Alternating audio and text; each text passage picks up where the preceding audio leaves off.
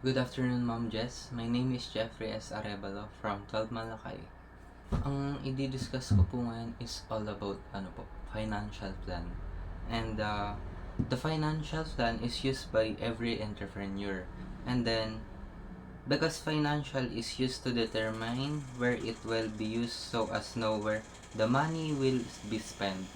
And then, the continuity of a business depends on through monitoring finance.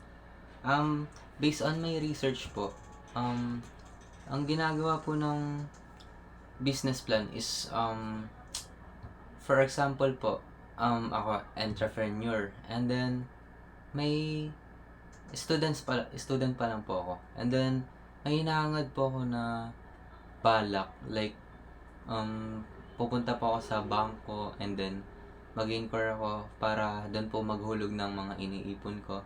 And then, mga pagka-graduate ko as 21 years old and then 3 years, kunyari 1 million or 500k, ang inihulog ko doon is 1M, and then per year may interest siya. Sabihin na nating